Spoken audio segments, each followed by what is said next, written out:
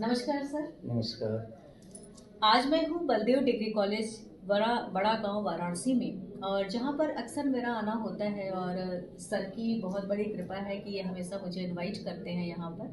तो आज जो यहाँ पर कार्यक्रम था वो यहाँ के प्रोफेसर्स के लिए था कि किस तरीके से उनको मानसिक तनाव से उनको मुक्त किया जाए और सहयोग ध्यान के माध्यम से किस तरीके से उनके भीतर की जो नकारात्मक शक्तियां हैं उसको दूर किया जाए। तो ध्यान का क्या महत्व है, ध्यान का क्या मतलब है, वो तो सभी लोग जानते हैं, पर ध्यान हमारे भीतर घटित होता है इसके बारे में बहुत कम लोग जानते हैं। तो आज हम लोग सर से सुनना चाहेंगे कि जो भी कार्यक्रम अभी तक होते आए हैं, सर ने जब जब मुझे बुलाया है तो यहाँ पर हमेशा ध्यान का कार्यक्रम हुआ है।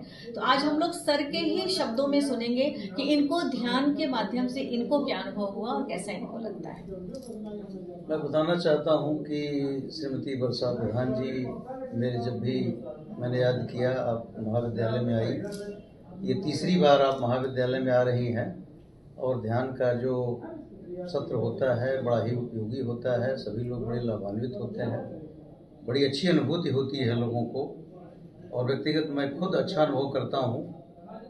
और ध्यान के उस सत्र में थोड़ी देर के लिए तो लोग अपने आप को भूल जाते हैं।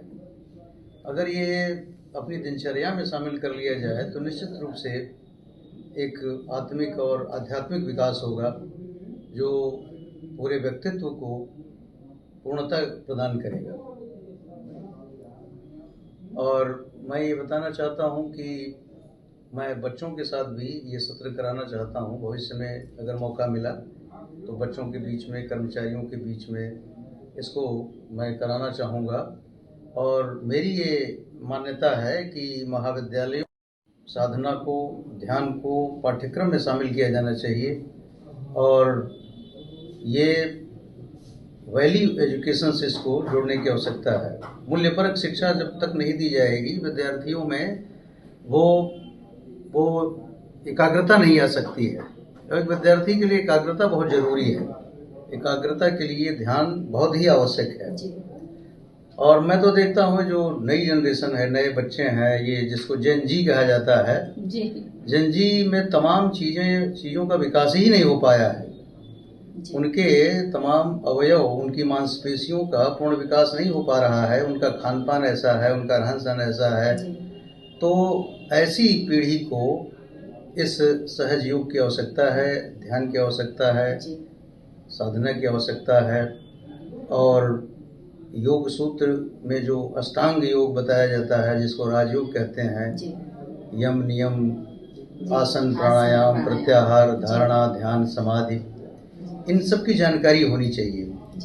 इससे अगर कोई विद्यार्थी गुजरता है, इन अनुभूतियों को अपने साथ ले चलता है, तो निश्चित रूप से वो अपने शिक्षा ग्रहण करने में उत्तम होगा, श्रेष्ठ होगा।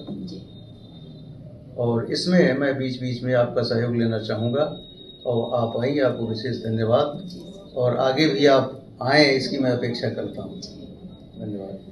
तो आप सभी देख रहे हैं कि सर ने इतना खूबसूरत अनुभव दिया है कि ध्यान कैसे घटित होता है, और आगे आने वाले समय में यहाँ पर जो भी हमारे स्टूडेंट्स हैं उनके लिए प्रोग्राम रखा जाएगा। तो आज तो प्रोफेसर्स के लिए था, पर स्टूडेंट्स के लिए भी प्रोग्राम होगा। तो मैं आप सभी से यही कहना चाहती हूँ कि आसपास आपके भी जो लोग ध्यान करते हैं वो अगर अपने आसपास भी इस तरीके के सेशंस कराएं तो लोगों को आप लाभान्वित कर सकते हैं। आप सभी को धन्यवाद।